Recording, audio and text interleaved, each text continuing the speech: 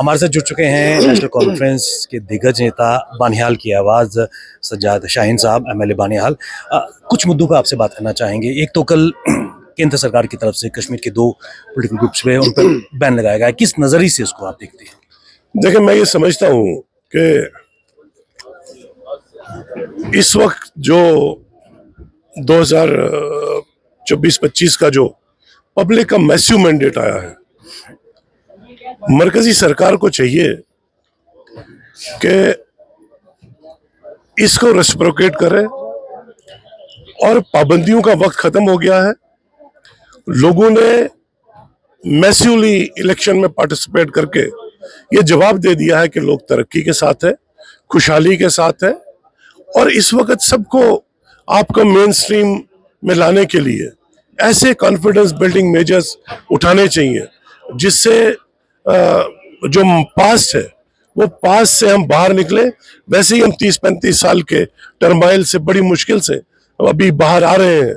तो कोशिश ये रहनी चाहिए कि वो दूरियां जो दिल्ली और दिलों के बीच में दूरियां हैं, वो दूरियां कम हो, गैप्स कम हो, सारे लोग मिल के चले और सबको साथ लेके चलाने की जरूरत है।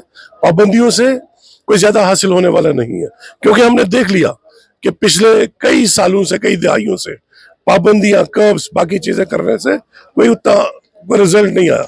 इसलिए जरूरत इस बात की है कि कॉन्फिडेंस बिल्डिंग मेजर्स उठा के सबको मेन स्ट्रीम में लाके सबको साथ लेके चलने की जरूरत है, ताकि एक तरक्की याफ्ता, एक खुशहाल जम्मू कश्मीर की हम तामीर दोबारा से कर सके। मैं एक चीज़ आपसे और भी जानना चाहूँगा। कल कमेटी का एक तश्कील की चीफ मिनिस्टर साहब ने कहा कि डेली वेजेस के इशू को एड्रेस किया जाएगा। किस नज़रिए से इसको देखते हैं इस कमेटी को? बड़ा वेलकम स्टेप है और हम इसको खैर मकदम करते हैं। हमने अपने मैनिफेस्टो में ये बात रखी हुई है कि हम डेली वेजेस को परमानेंट करेंगे। जैसा कि आपने कल चीफ मिनिस्टर साहब की तकरीर में सुना, हमने 2014 में ही एक मैकेनिज्म हमने तैयार किया था जिससे हम इनको रेगुलराइज कर सके। लेकिन बदकिस्मती से फ्लड आ गया और बाकी सारा वो सिलसिला रुक गया। अब हमारा एक रिजॉल्व है कि जो कमेटी कल सीएम साहब ने तश्कील दी, 6 महीने में वो अपनी रिपोर्ट देके हम इंशाल्लाह ताला इनकी रेगुलराइजेशन का प्रोसेस शुरू करेंगे। कल ऐवान में चोर मचाए शोर के नारे भी गूंजे हैं और कहीं ना कहीं भाजपा की कथनी और करनी का जिक्र भी किया गया है। देखिए, बीजेपी के पास बेचने को कुछ है नहीं। बीजेपी मुद्दों को लेके सियासत करना चाहती है, एक्सप्लॉयटेशन करना चाहती है।